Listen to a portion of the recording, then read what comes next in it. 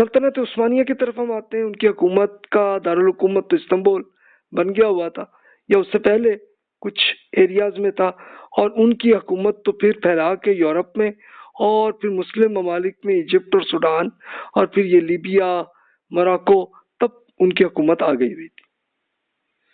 تو وہاں پہ ایک دیکتاشی سلسلہ تصوف کا آ گیا تھا. ایک صوفی بزرگ تھے، ان کا نام تھا بانی دیکتاش ولی، ان کا نام تھا.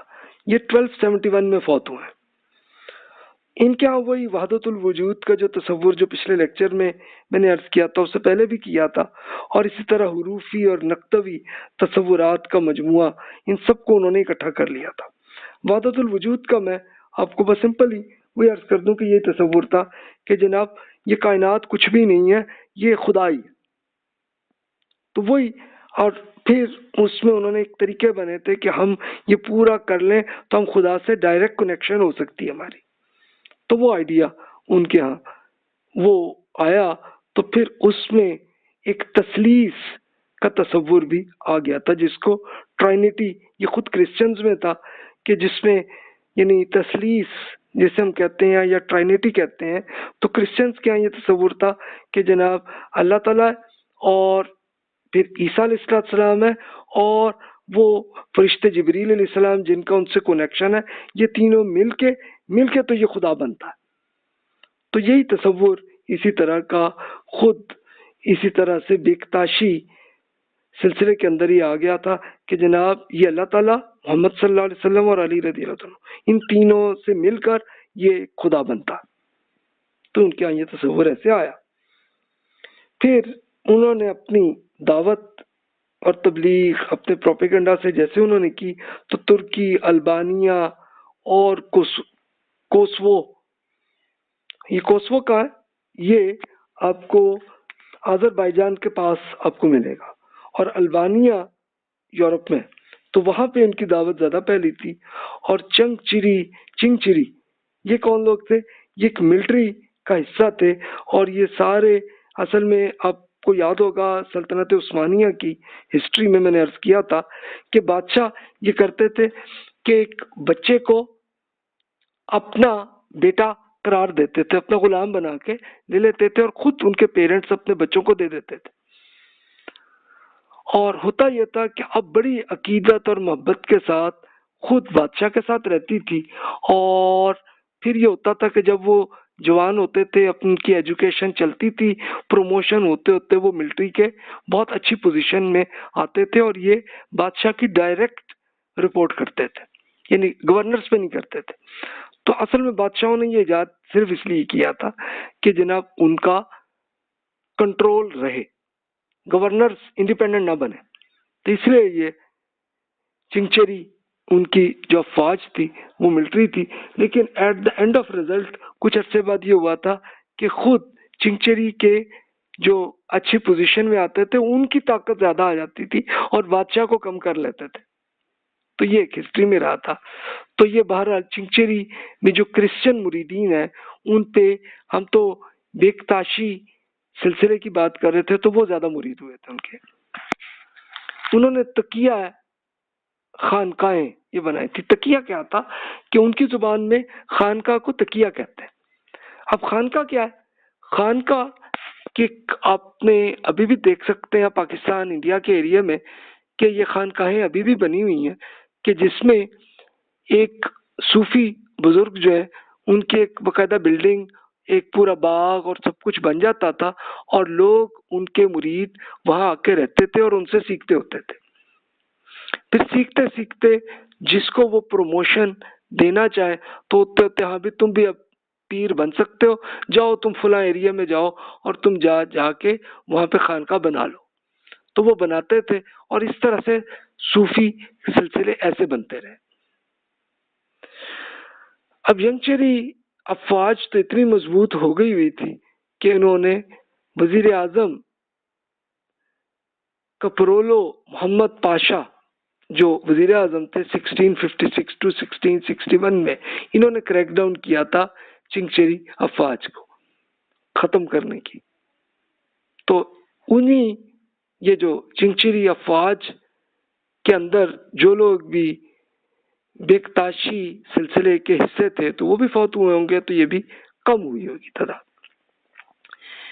اب ینگچری کا سلسلہ خود 1826 میں جا کے ختم ہوا، اور بیکتاشی سلسلہ جو ہے یہ مولوی سلسلہ یا نقشبندیہ سلسلہ، اس کے اندر وہ شامل ہو گئے، اور یہ ترکی میں موجود ہے بھی۔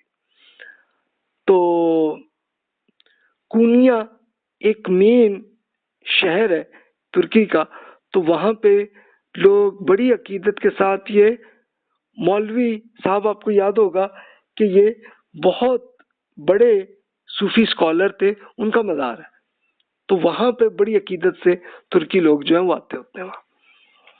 تو اس کا مطلب یہ ہے کہ ترکی میں بھی اثرات ہوں گے، اور اسی طرح این ممکن ہے البانیہ میں بھی ابھی بھی ان کے اثرات ہوں، اور البانیہ میں دارالحکومت تورانا میں ان کا ابھی موجودہ ہیڈ کوارٹر موجود ہے، تو یہ تحریک بھی اس طرح سے موجود ہے۔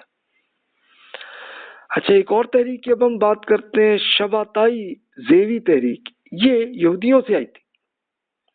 ایک صاحب تھے شباتائی زیوی، ترکی میں تھے، یہ 1676 میں یہ فوت ہوئے۔ ایک یہودی تصوف کو وہ کر رہے تھے، انہوں نے بہت تفصیل سے تالمود کون سی بک ہے؟ یہودیوں کی فقہ کی بک ہے، اور بہت ڈیٹیل سے ایک ایک چیز ہے اس تالمود کے بڑے اسکالر یہ شابتائی زیوی وہ بنے۔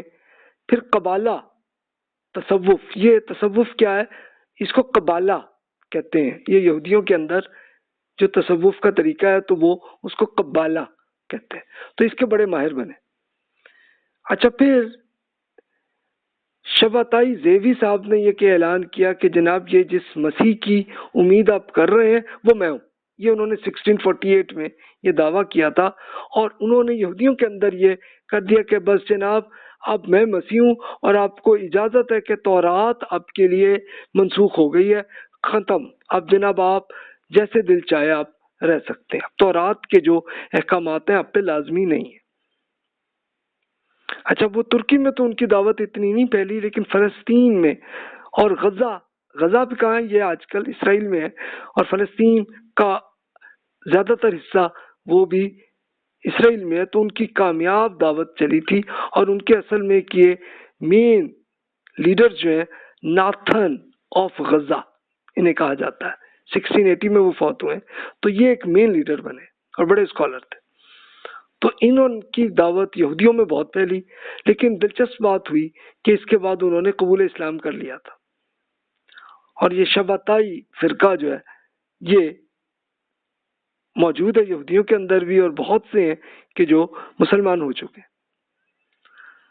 وفات ہونے کے بعد ان کے 3 فرقے الگ ہو گئے تھے، الگ الگ گروپ ہو گئے تھے، اور بہرحال تھے، اور یہ پھر قبالائی تصوف، یعنی جو یہودیوں کا تصوف کا طریقہ ہے، رسم و رواج، جادو ٹونا، منتر لگا کے ایسے، یہ بھی جادو کوئی ایسی ٹھیک ہوگی، چلے مراقبے، یہ بالکل وہی طریقے ہی ہیں کہ جیسے آج کل مسلمانوں کے تصوف میں بھی آپ کو وہی نظر آئیں گے، اور ترکی میں ابھی بھی یہ موجود ہے۔